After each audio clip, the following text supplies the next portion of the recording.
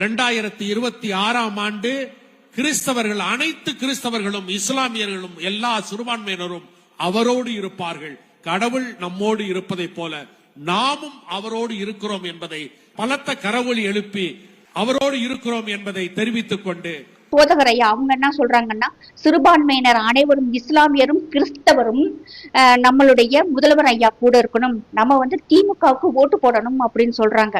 அது போதகர் ஐயாவினுடைய வேலையே இல்ல. அவங்களுடைய வேலை சர்ச்சில் போய் மக்களுக்கு நல்லதை எடுத்து சொல்லணும், அதுதான் வேலை. இப்ப இதுல இன்னொன்னு பார்த்தோம்னா, போதகர் ஐயா ஓப்பனாவே சொல்றாரு, கிறிஸ்தவர்களும் இஸ்லாமியர்களும் டிஎம்கேக்கு ஓட்டு போடணும் அப்படின்னு சொல்லிட்டு. இது சமீபத்துல ஒரு அர்ச்சகர் பாஜக வாயில கூட சொல்லாம தாமரை மலர்ந்திருக்கு, எல்லாருடைய மனசுலையும் தாமரை மலரணும் அப்படின்னு சொன்னதுக்காக நம்மளுடைய அறநிலைத்துறை அமைச்சர் சேகர் பாபு ஐயா அவர்கள் என்ன சொன்னாங்கன்னா, இது இவருடைய வேலையே இல்லை, இப்படி செய்யக்கூடாது அப்படின்னு சொல்லிட்டு அவருடைய எதிர்ப்பை தெரிவிச்சதும் இல்லாம அவர் மேல் கேஸ் போடுற அளவுக்கு போயிருச்சு. இப்ப பார்த்தோம்னா, ஜமாத்துக்கள் டிஎம்கேக்கு ஓட்டு போடணும் ஓப்பனா சொல்றாங்க.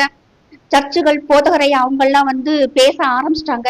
இனிமேலு கோயில்கள்ல தாராளமாக பேசலாம். ஏன்னா இது ஒரு எக்ஸாம்பிள் ஆயிடுச்சு. போதகரையா சொல்றாங்க, ஜமாத்துல சொல்றாங்க, நாங்களும் சொல்லலாம் அப்படின்ட்டு. இனிமேலும் கோயில் இருக்க அர்ச்சகர்கள், மடங்கள்ல இருக்கும் ஆதீனங்கள், ஜீயர்கள், இவங்க எல்லாமே ஓப்பனாக நீங்க ரொம்ப டைரக்டா கூட சொல்ல வேண்டாம். இனிமேலு நமக்காக ஆதரவாக யார் இருக்கிறாங்களோ, நம்மளுடைய யார் மதிக்கிறாங்களோ அப்படிங்கிற கட்சிக்காக நீங்க ஓட்டு போடுங்க அப்படின்னு சொல்லிட்டு கோயில்கள்ல தாராளமாக பிரச்சாரம் பண்ணலாம். ஏன்னா சொல்ல முடியாது இல்லையா, நமக்கு இது ஒரு எக்ஸாம்பிளாக இருக்கு.